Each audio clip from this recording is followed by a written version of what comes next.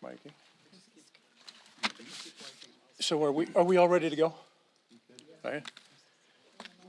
Okay, well, good afternoon, everybody, and thank you for joining us today. Yesterday, July 13th, marked 1 year since the tragedy that struck my hometown in Butler, Pennsylvania, when a gunman nearly assassinated President Trump. Tragically, he took the life of Corey Comperator and seriously wounded David Dutch and James Copenhaver. Yesterday, I returned to the Butler Farm Showgrounds, where I was with the president a year ago. I met with the Comperator family during a celebration of Corey's life. They are incredibly strong, and I know all of us on stage continue to send our thoughts and prayers to them as we seek more answers about what actually happened that day. Now, we're here today to highlight new resolution H.R. 571, which formally recognized the events of 2014 and July 13th in Butler, Pennsylvania. The resolution also condemns the rise in political violence we have seen across our nation over the last year. From the assassination attempts against President Trump in Butler, Pennsylvania and West Palm Beach, Florida, to the attacks against Governor Josh Shapiro in April, and to the deadly attacks on the Minnesota state lawmakers just last month. Let's be clear. We must stand up together to oppose violence against our nation's leaders all across each party. And I want to thank my co-lead on the resolution, RSC Chairman August Pfluger from Texas. When we talk about this, though, we can have as many resolutions as we want to bring it forward. And I've heard person after person, politician after politician get up and say, I am absolutely appalled by the violence that's taking place in this country today. And we've got to stop using that type of language. And with 24 hours, they're out talking again about who should not be sitting in certain offices. So it's one thing to have a resolution. It's one thing to be resolved, the fact we're not going to keep talking like this. When I'm asking all our everybody that's in the Congress, everybody that's in elected office, please watch what you say. Don't start off saying we should never do this, and then within 24 hours go out and make statements again that incite people. That's a false lead. It's a false premise. Our resolution is an attempt to get people to speak the way they should speak. In America, the way we settle things is by votes. So it's my pleasure to be with all these people behind me today because they're all feeling the same way. And I'm going to introduce Dan Muser now. Dan and I sat beside each other in Butler July 13th last year and watched as the assassination attempt took place. I got to tell you, at first, nobody knew what was happening. It sounded like somebody was shooting off firecrackers. And then when we saw the president go down, we knew exactly what happened. We did not know that Corey Comperator had been seriously wounded and was going to die. We did not know that two other gentlemen were seriously wounded and are still recovering from those wounds. But today we are making an effort to make sure that we start speaking the right way in America. Mr. Muser. Thank you, Mike. You got it, brother. Appreciate you. Well, well said, Representative Mike Kelly, my good friend from Pennsylvania. As he stated, I was at Butler on the July 13th, and we were there in October when our president insisted on going back. He asked me, what do you think about me going back? And I said, Mr. President, I advise against it. I was not supportive. I was more concerned about his safety. But his level of courage is, well, boundless. When the president was hit on July 13th, and we all couldn't help but really think the worst. But that certainly changed, as we all saw. At the moment, he lifted up security agents on his back, put his fist up, said, fight, fight, fight, wiping blood from his face. And in so doing, he lifted everybody in that arena up, at the rally up. They began the chant of USA, USA. And I think he rose the entire nation up. And I think we saw that on the following November 5th. But the rhetoric in politics is out of control. right? I recently met with members of the Indivisible group up in my district, insisting I show up. Well, we had an hour meeting. I let it go to an hour and 40 minutes. But right at the very end, they said, one of them said, you know, you're a Nazi, and so is President Trump. Okay? Nazi, all right? We know what the Nazis did.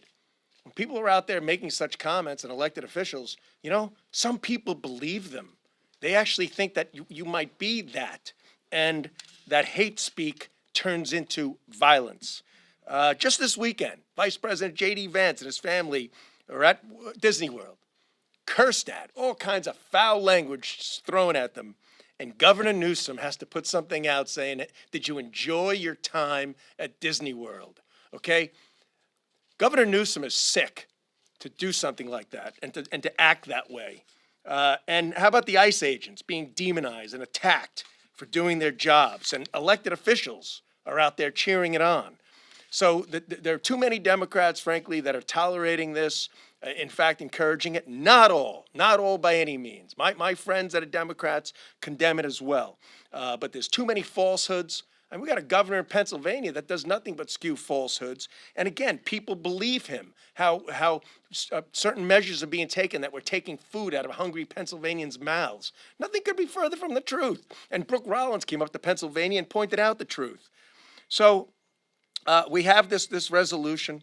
It's about hate speech, because hate speech leads to violence. It's dangerous. We also are seeing a high level of a surge in anti-Semitic rhetoric. I mean, for crying out loud, I put out a post recently on Facebook, something positive about Israel. I literally got hundreds of basically threats and all kinds of other hate messages. So, look, we're not going to stop it all, but this resolution is about calling for an end to hateful rhetoric. It is about a resolution that solemnly making, answering, or recognizing the one-year anniversary of the attack on President Donald J. Trump. It honors Corey Comperator, who died shielding his family, and David Dutch and James Comperator, who are injured. And it also brings out the governor I just mentioned, Josh Shapiro, and some others that had, we had our governor residence attacked. Okay, all of these things need to be condemned, and that's what this resolution is about. And I just applaud my good friend August Pfluger and my great friend Mike Kelly for setting all this up. Thank you very much. Now I have the pleasure of introducing Congresswoman Laurel Lee from the great state of Florida.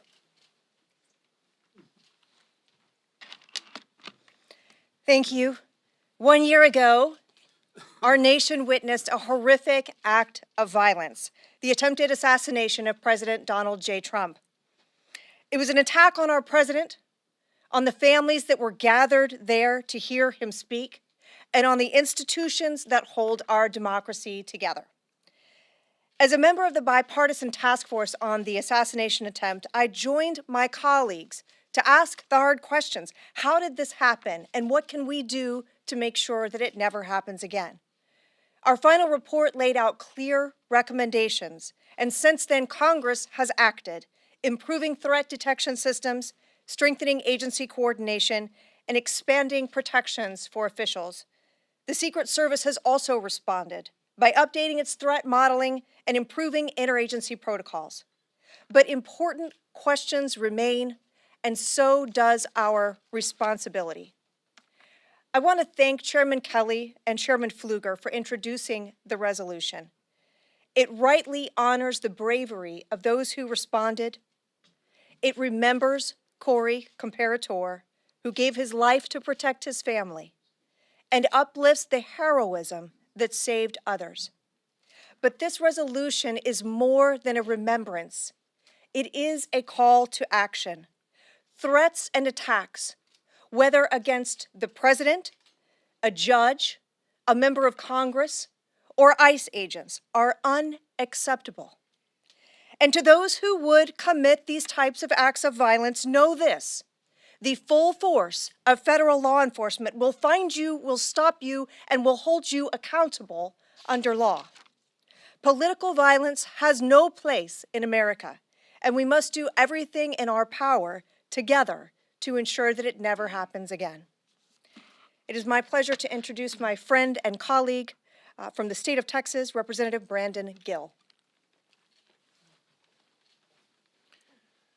Thank you, Laurel, and thank you all for being here.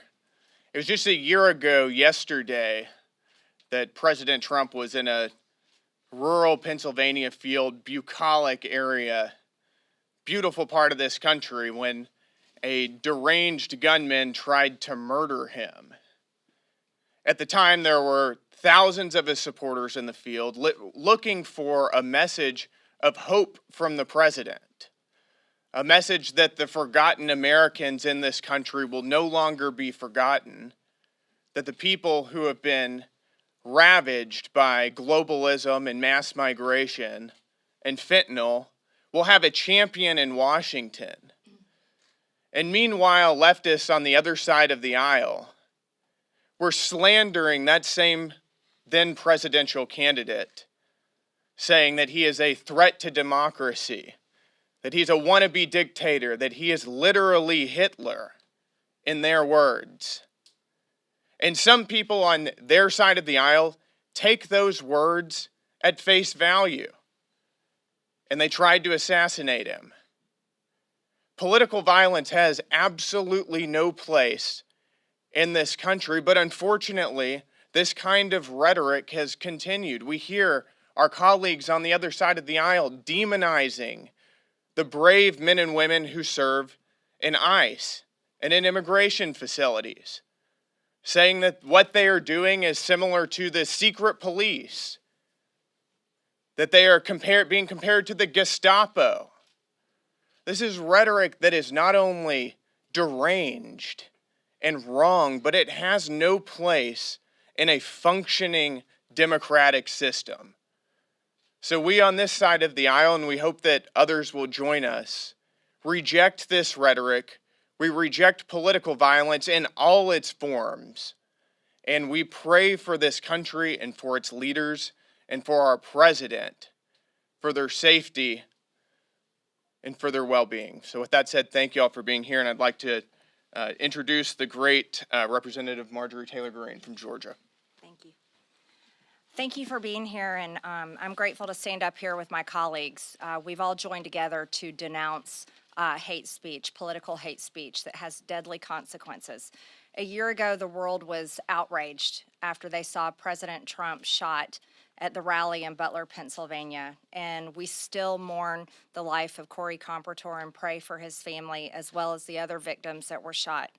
However, this is just another type of violence that goes on and on and on, whether it's state legislators in Minnesota, Governor Shapiro in Pennsylvania, or even me being one of the biggest targets of death threats in Congress, as well as my colleagues standing here with me. I'll receive them. This is a very serious situation, and it happens in many ways. It happens in the headlines. It happens in news clips. It happens in social media posts. It happens in campaign literature and emails. And it happens in rhetoric going across the aisle between Republicans and Democrats.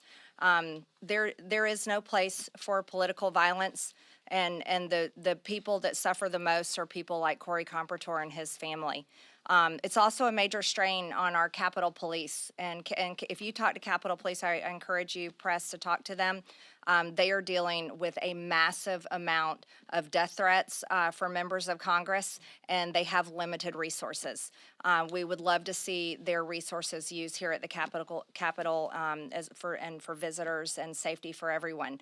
However, they are constantly having to investigate death threats that come for me and other members of Congress. Over the break, I spent time talking with the FBI about someone that delivered a syringe in my mailbox, and talked with them about other cases. And there's been multiple people convicted for pleading guilty to planning to kill me. But this goes across the aisle on both ways, and I think I'm really grateful to be standing here with my colleagues that are saying enough of this. And I'd also, I can't go without saying that God saved President Trump's life in Butler, Pennsylvania. God saved him, and he knows it, and he says it frequently all the time.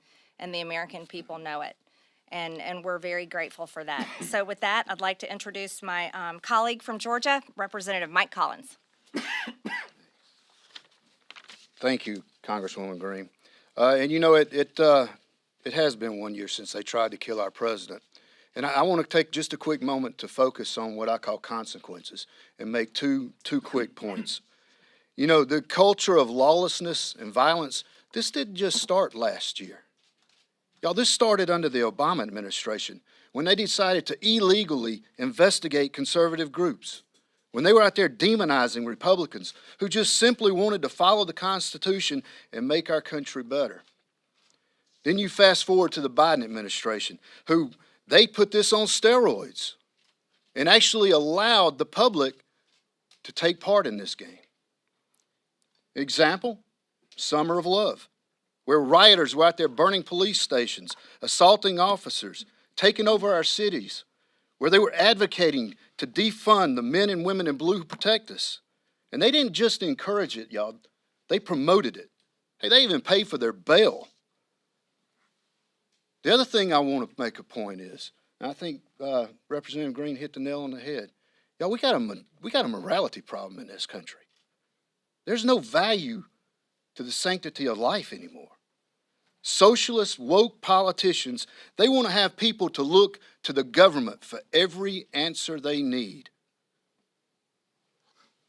That's not what we don't look to the government. We're supposed to look towards God for our answers. What happened in Butler?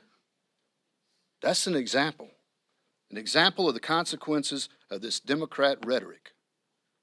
Well, you know what? I thank the good Lord for protecting President Trump. And I pray that we get back to the foundations of our country. With that, I'd like to call up Max Miller from the great state of Ohio. Thank you. Thanks. It's great to be with all of you this afternoon. On Saturday, I woke up, and the first thing that I did is I called President Trump. Because I remember on that day just a year ago, I had called him that morning for a discussion right before he went to that rally, and it was very sobering for me. And he said, you know, hey, Maxie, how's it going? I said, going well, Mr. President. He just said, can I help you? I just said, no. I said, thank you. Thank you for fighting, and thank you for being here, because on that day, that could have altered the trajectory of this entire country of where we are. President Trump is our 47th president. If that gentleman would have been successful, I don't know where we would have been today. And honestly, I don't care, because he's still standing and he is our president. And when you talk about political violence throughout this country and rhetoric and what it ensues, I know all of my colleagues have experienced it. I myself, just a few weeks ago, got ran off the road because some individual wanted to get my attention, and he couldn't, and he decided to use his vehicle as a weapon. This legislation should be bipartisan in its nature, and it should be pushed through without question. And enough is enough. If you have an issue with your city councilman, your mayor, your legislator, your governor, your senator, call them and set up a meeting. And if they're not, hold them accountable, because I can tell you that we answer phone calls and emails and messages from our office every single day that we are here and not here, because that is our job as a representative for each and every single one of our districts. But what should not be forgotten is what could have happened on that day and where we would have been. And thank God President Trump is here. Thank God he is addressing political violence. But I'm sick of it. I myself have experienced it. My family has now been put, right in harm's way. And enough is enough. And it's not just on members of Congress. It's also on our constituents with decorum and just to behave with respect. Yes, we do set an example for the American people to see. But it's not just on us to carry out that example. It's for everyone within our districts who is a loving father, mother, brother, sister, grandmother, grandfather, you name it, cousin, uncle. It is on all of us as a community to come together and just put your weapons down and say enough is enough and just politely disagree over political rhetoric, because I can tell you one thing. It wasn't worth it for that gentleman who tried to take out President Trump, and it wasn't worth it for that gentleman who tried to run me off the road. Consequences have actions, and you will see swift action being taken against anybody who harms any publicly elected official or any constituent. So thank you very much. It's my honor to introduce a great Texan, Roger Williams. 1 year ago, as we've talked about, a violent and deranged terrorist set out to change the course of American history by attempting to assassinate President Trump. God spared his life for a reason. Moments after bullets intended to kill him miraculously grazed his ear, President Trump stood in command of the American people to fight, fight, fight. A renewed spirit of American strength and determination was unleashed that day. Now more than ever, we must work to uphold the values that this country is built on as we usher in the golden age of national security, economic prosperity, transparency, and peace through strength. President Trump has put everything on the line. He's put his name, his freedom, his legacy, because he believes in America. He works tirelessly every single day to put the American people first. Let me be clear, political violence, as we've talked about, has no place in our country. Evil will not prevail. We are one nation under God, and let us honor the victims that fateful day by restoring an American legacy that future generations are proud of. Now, in my lifetime, there's three things that come to mind as I stood up here. I was one of the last people to shake the hands of John Kennedy on November 22nd, 1963, as a 15-year-old. I shook his hand at 10:46 in the morning. At 12:46, he was assassinated. I remember that like it was yesterday. Rhetoric brought that to be. I also remember the baseball shooting. Some of you may remember that. Many of us, our lives were changed that day because of rhetoric. And I remember that day everybody wanted to pray for us and offer thanks or offer their prayers. But it wasn't 24 hours later, and Mike, you touched on this. 24 hours later, we were back to where enemies were enemies. And I remember my daughters, two daughters, went to the mailbox several months ago now, and opened up two letters, each one addressed to them, and had urine, blood, and feces in the envelopes, and it said, "This will be on your father's tombstone." That's tough stuff. It's got to stop. Mike Kelly, Pfluger, and the rest of us believe now is the time to make that happen. So let's keep America great. Let's again pray for President Trump, pray for his safety, and all my colleagues' safety. In God we trust. Thank you, Mike and August, for having this event today to just remind us all that, you know, despite what happened a year ago to President Trump, and I believe that the Lord spared President Trump's life in that field there in Butler, Pennsylvania, but in spite of that, he remained in the presidential race. He carried on because of his love for our country and the encouragement of the American people. Sadly, we have reached a point in political discourse in this country where President Trump and every politician must have the courage to speak our political beliefs while knowing that at any point our lives can be in danger. Just like we saw in Minnesota, just like Congressman Miller mentioned, I too was met on an airplane, met by the police because there was a deranged man who was a former San Francisco police officer that was in Fort Wayne, Indiana, looking for me. And I know that every one of us probably have a story similar to that. And I remember Congressman Kelly back in 2010, during the Tea Party election. Passions were high, but we didn't see the hate speech and the political violence that we see today. We have got to stop it on both sides. In fact, I know every one of us up here would always condemn anybody on our side of the aisle that was performing a political any political violence, any sort of hate speech, because we will not tolerate it from either side of the aisle. And I believe that the left needs to do the same thing, that they need to condemn political violence. They need to condemn hate speech just as much as what we do. But to them, their side continues to behave differently. And heaven forbid that it happens from either side. But we continue to see it coming from the left side of the aisle. But I tell you what, as Americans, we have a great opportunity as we elect our leaders. We need to continue to make sure that we as leaders are responsible in our rhetoric. But I just appreciate President Trump standing up, even though he was almost killed that day, that he continued to fight for Americans and standing for not only our democracy, but for our Constitution and our great republic. So Mike, thank you for leading this today, and I'll turn it back over to you. Thank you. So you've heard from us. I want to share something with you that has nothing to do with a political entity. I was at a celebration of life with the Comperator family yesterday. Just for a moment, step out of whom you are and think about them. On the morning, Corey, his wife Helen, his two daughters were so excited to be able to travel a short distance to the Butler Farm Show to see President Trump speak. This was Corey's idol. This was Helen's idol. This was the girls' idol. They just couldn't wait to get to Butler to see President Trump. The four of them get in their car. They make their way over. It's like 97 degrees that day, okay? So it's not pleasant. It's a warm day.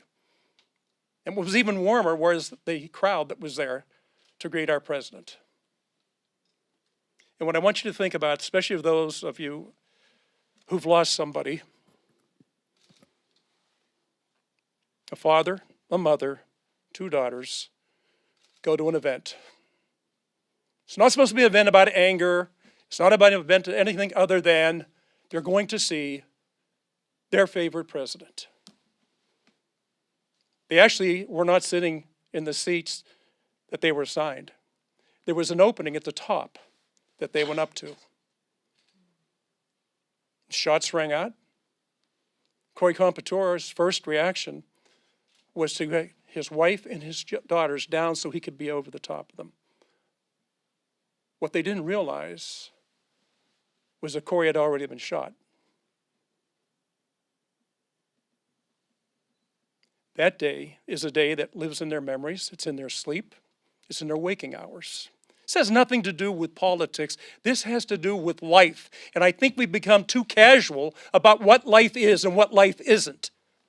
If every single life is precious, then we should not be having this discussion today. But I want you to think about that family leaving their home, a volunteer fireman who spent his whole life running to danger to save others, who took his wife and daughters to an event to see somebody who they really liked and they wanted to listen to. 4 people in a car drive to the Butler Farm Show grounds. That evening, Helen and the 2 daughters go home. Corey's been killed. Helen has lost her husband. His daughters have lost their father. Forever etched in their memory is that moment, that single moment when those shots rang out. So if you're asking yourself why these things happen, is it because maybe intentionally or unintentionally we stoke those fires? This is not a Republican issue or a Democrat issue. This is an issue actually just about human being to human being. Do we respect life? Do we respect other people? And what is it that we're trying to accomplish? Isn't it amazing that we have to have a resolution in the Congress of the United States to condemn that type of action? What happened to the Comparators is horrible. And when I was with Helen yesterday, for her, it's the same day over and over and over again. For Allison and Kaylee, it's the same thing for them over and over and over again. Look, the way we speak, the way we act, the way we insinuate things, that'll continue. We can pass resolution after resolution. We can go to church on Sunday and abhor what's taking place, and we leave that church and we go out and we practice what we just condemned in our churches. I would say that the illness has far deeper roots than we know. We're going to pass this resolution. And we're going to think that in some way we were able to change the way people think and the way people act. I would just ask you all, as you live your lives, think about it. Think about it. Some of these things are said casually. Some of these things are said to get a reaction. The members behind me, the people in our Congress, the people in our homes, expect nothing less than for us to act respectful to each other and always honor life. So with that, I'm going to close. I don't know. He's not there. So we can take some questions?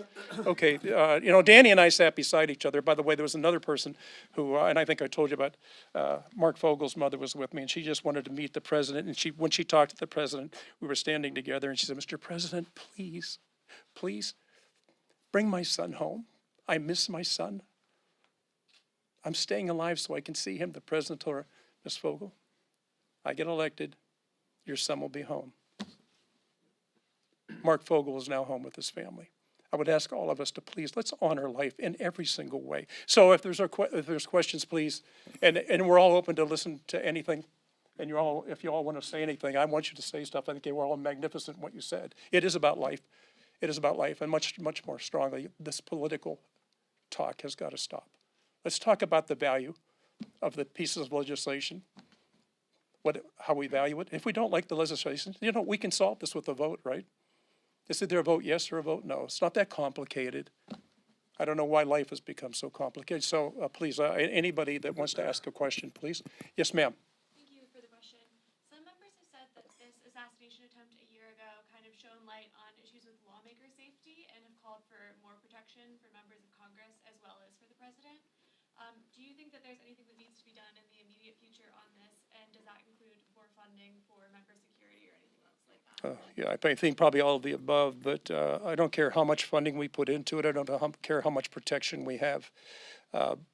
There's always going to be a danger. I don't know if any other members want to speak on this, but I don't see that the resolution, it is what we feel in our hearts and what we think needs to be said.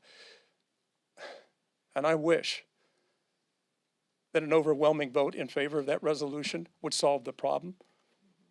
I would hope that it goes deeper than that and it strikes a chord with people. Yeah, so I don't know how much we could fund it. Yes, yeah, come on. Yeah, I think it has become an extremely serious issue. I've been swatted dozens of times. My family has been swatted many times themselves individually. I hold some of the highest amount of death threats of members of Congress. And there was a man working in the Voices of America just arrested and will be prosecuted by the Department of Justice for making death threats to me through the studio and Voices of America. And that's just another one on top of countless others. The Capitol Police don't have enough resources, and all of my colleagues here can tell you all of their personal stories of death threats they've dealt with. And I think we do need protection, and we don't have any. And that's something difficult. Many of us have to pay for it ourselves or pay for it through our campaigns, and it needs to stop. And I've had there's multiple people that have been convicted and served time in prison for pleading guilty to planning to kill me, but I'm just one of 435 and it happens to all of us. So I do think that's serious. Thank you for asking that. Good. Olivia. Do you want the IRA, like members' IRAs, to be able to help pay for security? Institutionally, are U.S. Capitol Police, is it Sergeant of Arms, able to handle this new change of influx of threats? I was just speaking for myself, but many of my colleagues can probably answer this question, especially if they serve on appropriation or leadership. But I don't think they have enough resources right now, and I think they are limited. But I'm sure leadership and discussions will come up with ways to hopefully fund that and fund members of Congress that do need protection. Yeah. Yes. What? Did you have a second part to your question? Yeah. Just another question more broadly. Sure. One, I'm sorry about the threats that you go through. People don't deserve to go through that. When the shooting of the president happened last year, there was calls for rhetoric to be dialed down.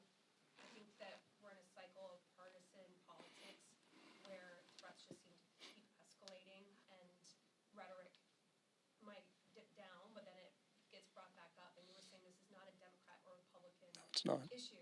So I guess one is, condemning, but the other is also commitment to dialing down the rhetoric. And I was wondering if the members on stage would raise their hands if they're committed to also trying to dial back that rhetoric. Okay.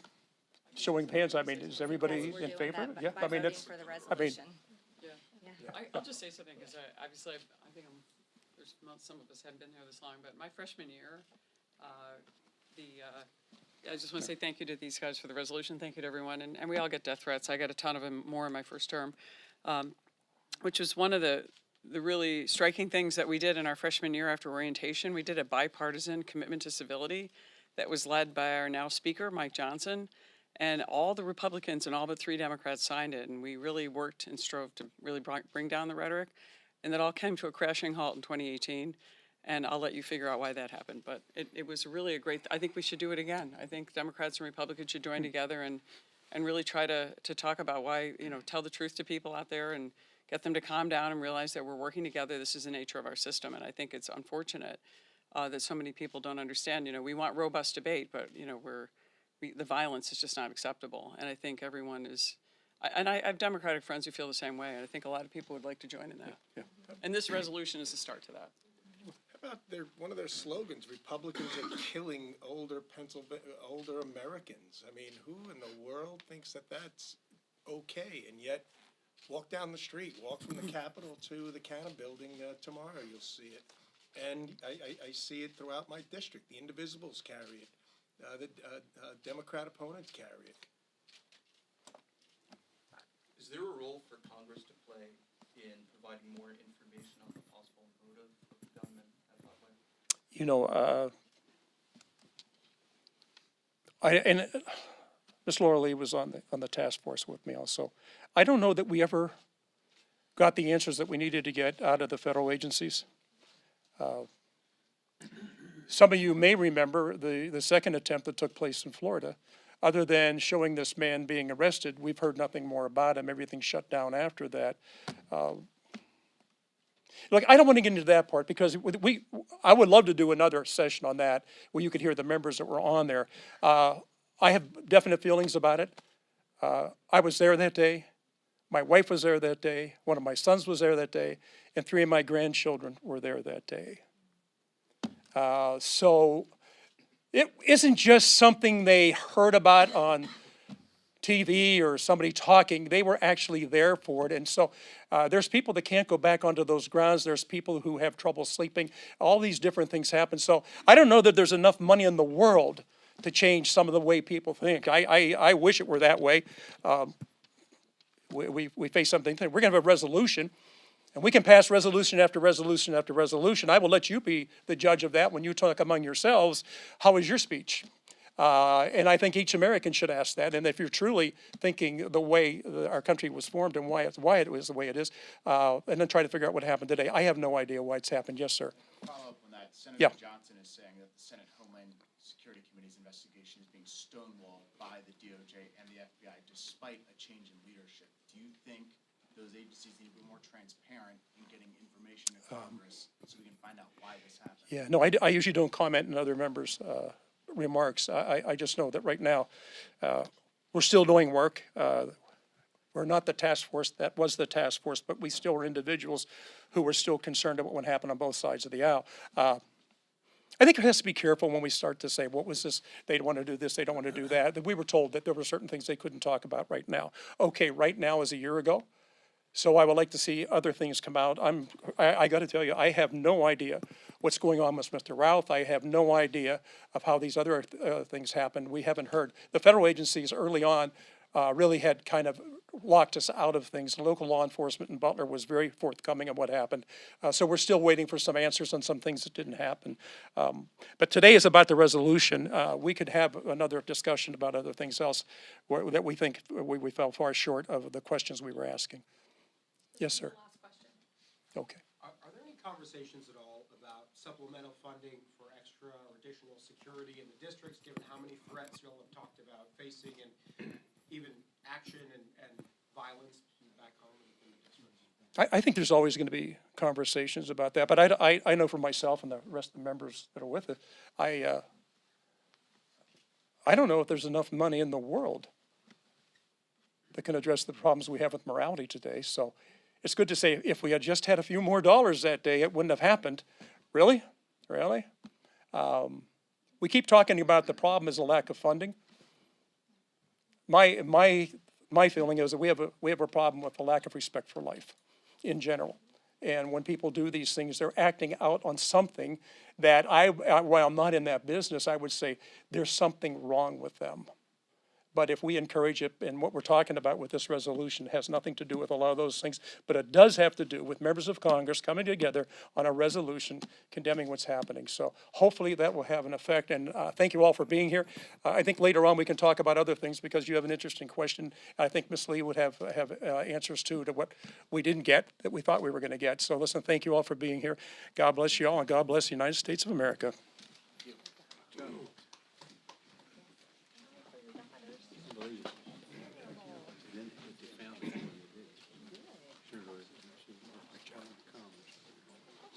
Government employee.